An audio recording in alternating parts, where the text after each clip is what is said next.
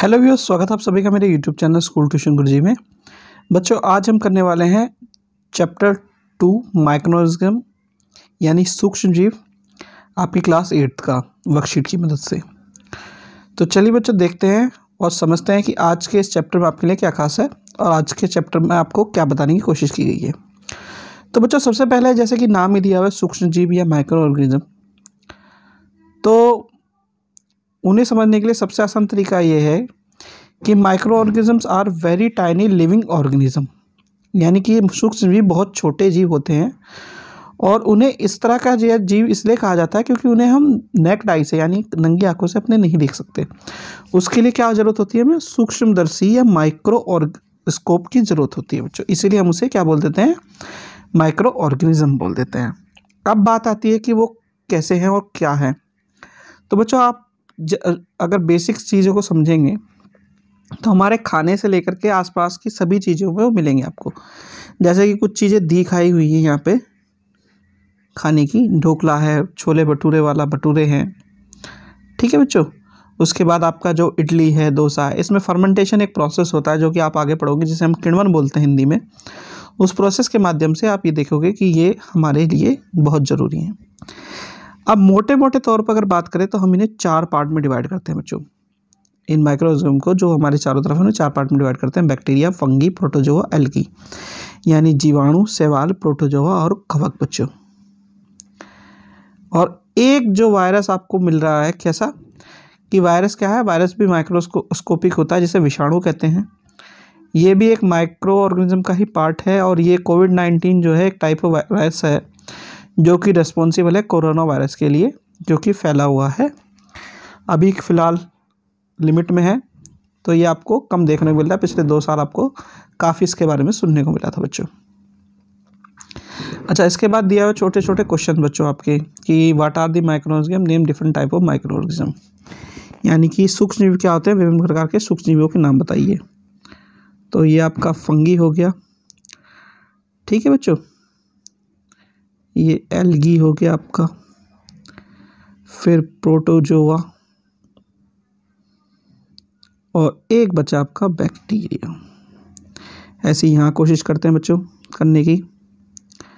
तो सबसे पहले हो गया आपका जीवाणु, ठीक है बच्चों, ये है शैवाल, फिर है कवक, फिर है प्रोटोजोआ, ठीक है बच्चों। ये हो गया आपका जो है नाम इसके। फिर है write any 2 examples of food products that are obtained with the help of microorganism, यानी सूक्ष्म जीवों द्वारा बनाए गए खाने की 2 चीज़ों के नाम और उदाहरण बताइए। तो इसमें बच्चों आप लिख सकते हो इडली, डोसा, भटूरे, इस तरह की चीज़ें बच्चों, ठीक है। फिर है find out and circle the various types of microorganism in the word grid, ये हमने कर दिया है, ठीक है। सूक्ष्म जीवों के नाम लिख दिए हमने, और सूक्ष्म जीव क्या होते हैं, वह ऑर्गेनिज्म जो बहुत ही छोटे होते हैं जिन्हें हम सूक्ष्मदर्शी की सहायता से देखते हैं, वो सूक्ष्म जीव कहलाते हैं, ठीक है। Those organism which can be seen only by the help of microscope is called microorganism.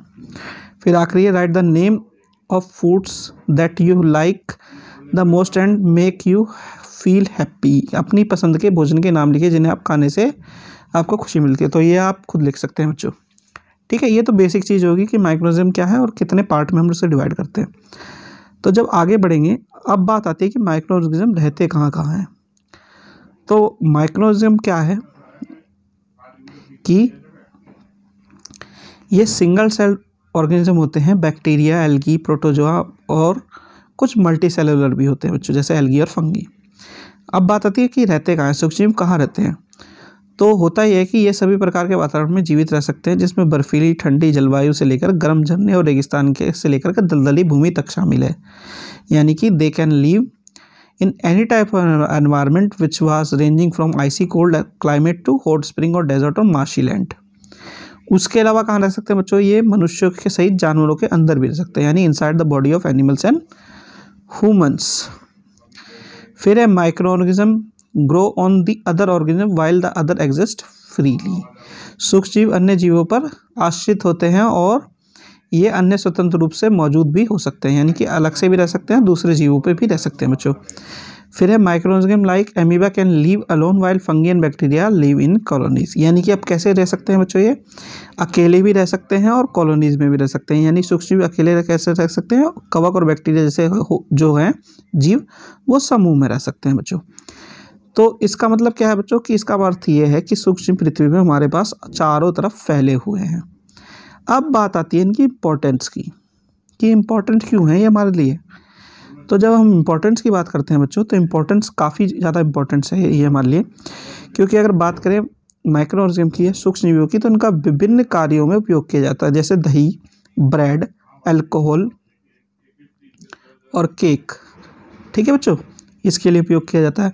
फिर बात आती है कि एनवायरनमेंट की साफ़ सफाई के लिए, यानी डिकम्पोजर के तौर पे भी इनका काफ़ी बड़ा रोल है। करते क्या है, जो सड़ा गला पदार्थ होता है उसे सड़ाने गलाने में और वापस डिकम्पोज करके विघटित करके हमारे जो एनवायरनमेंट है उसको साफ़ करने में मदद करते हैं बच्चों। फिर उसके बाद क्या करते हैं, बैक्टीरिया जो है, बैक्टीरिया और कुछ जो कवक हैं आपके, ठीक है बच्चों, वो क्या करते हैं, आपकी जो एंटीबायोटिक दवाइयाँ होती हैं उनके प्रिपरेशन में काम करते हैं। फिर क्या करते हैं बच्चों, एक और चीज़ ये करते हैं, नाइट्रोजन स्थिरीकरण करके, यानी नाइट्रोजन फिक्सेशन करके जो फर्टिलिटी है सॉइल की, यानी मिट्टी की उर्वरकता है, उसको बढ़ाते हैं बच्चों। ठीक है। फिर है give some examples of unicellular and multicellular organism, यानी एक कोशिकीय और बहुकोशिकीय जीवों के कुछ उदाहरण दीजिए। तो उदाहरण क्या है बच्चों, ये वाले जो दिखाए हैं आपको, ठीक है, ये इसके उदाहरण हैं। चलिए अगला है आपका, वेयर डू माइक्रोऑर्गेनिज्म फाउंड, सूक्ष्मजीव कहाँ कहाँ पाए जाते हैं, तो ये सब जगह पाए जाते हैं बच्चों, ये इसकी जगहों के नाम है बच्चों। फिर है write 3 examples of daily life where the microorganism is use, हमारे दैनिक जीवन में सूक्ष्मजीवों के 3 उपयोगों के उदाहरण लिखिए। तो कोई भी 3 उदाहरण लिख सकते हैं बच्चों आप, जैसे कि इनका उपयोग हम मेडिसिन बनाने में कर सकते हैं, सॉइल की फर्टिलिटी को बढ़ाने में कर सकते हैं, आपके जो ब्रेड, दही है, अल्कोहल है, उसे बनाने में कर सकते हैं बच्चों। अब जब आगे बढ़ेंगे बच्चों, तो हमें क्या पता चलेगा कि माइक्रो ऑर्गेनिज्म काफ़ी ज़्यादा ज़रूरत की चीज़ें हैं और करते हैं बहुत सारी चीज़ों को। ठीक है, ये क्या करते हैं, हमारे जो डेली लाइफ है उसमें बहुत ही महत्वपूर्ण भूमिका निभाते हैं। एक छोटा सा प्रोसेस और एक एक्टिविटी दी हुई है बच्चों आपकी ये वाली, इसमें क्या बताया हुआ है कि कैसे आप दूध से दही को जमाते हैं, फिर उससे जीवाणु से पनीर, खाद्य पदार्थ जो बनते हैं दूध वाले, वो बनाते हैं। ठीक है, तो करते क्या है उसमें हम कि उसमें थोड़ा सा दही लेकर के और गुनगुने दूध में हम दही को डाल देते हैं और हिला करके उसे रख देते हैं।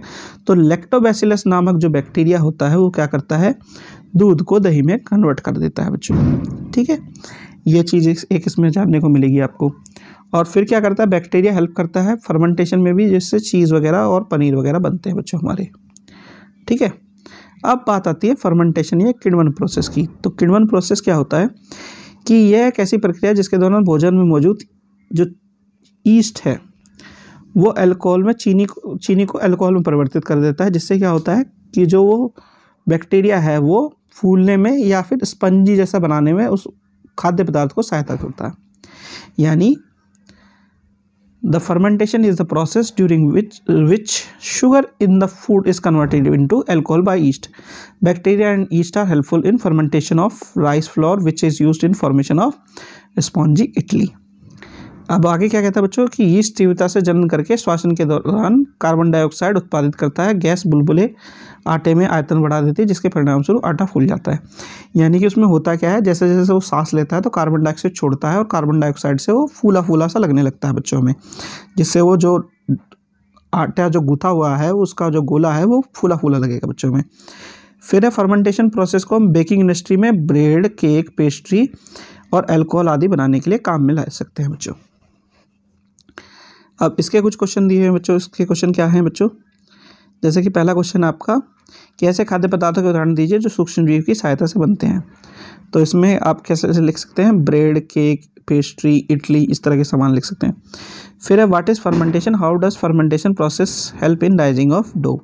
किण्वन प्रक्रिया क्या है, किण्वन प्रक्रिया किस प्रकार आटे के फूलने में सहायता प्रदान करती है। तो किण्वन क्या है बच्चों, एक प्रोसेस है जिसमें जो चीनी है या शुगर है वो कन्वर्ट हो जाती है अल्कोहल में ईस्ट की सहायता से, उसे हम फर्मेंटेशन प्रोसेस बोलते हैं। और जैसे जैसे वो सांस लेता है ईस्ट मल्टीप्लाई होता रहता है, बढ़ता रहता है, उससे जो सांस से बुलबुले बनते हैं उससे वो क्या होता है, जो डो है या फिर आटे का गुथा हुआ पार्ट है वो फूल जाता है। ठीक है बच्चों, ये इस तरह से सहायता करता है आटे को फुलाने में। फिर है how is curd formed, why is it important to take warm milk. दही कैसे जमता है, दही जमाने के लिए गर्म दूध ही क्यों लिया जाता है। तो बच्चों दही कैसे जमाते हैं हम, थोड़ा सा दही लेकर के जो दूध है उसमें हल्के गुनगुने दूध में डाल दिया जाता है। अब दही जमाने के लिए हल्का गुनगुना दूध ही क्यों, हल्का गुनगुना या गर्म दूध ही क्यों चाहिए, तो उसका कारण ये है कि वो तेज़ी से जो बैक्टीरिया है वो तेज़ी से, सूक्ष्मजीव तेज़ी से डिवाइड होकर के बनता चल जाता है, इस वजह से ऐसा किया जाता है बच्चों। ठीक है बच्चों, चलिए बच्चों, तो बच्चों ये हो गया आपका पहला पार्ट कंप्लीट वीडियो का। आशा करता हूँ आपको वीडियो अच्छी लगी होगी। अगर वीडियो अच्छी लगी हो तो चैनल को सब्सक्राइब करें, वीडियो को लाइक करें, शेयर करें। Thank you.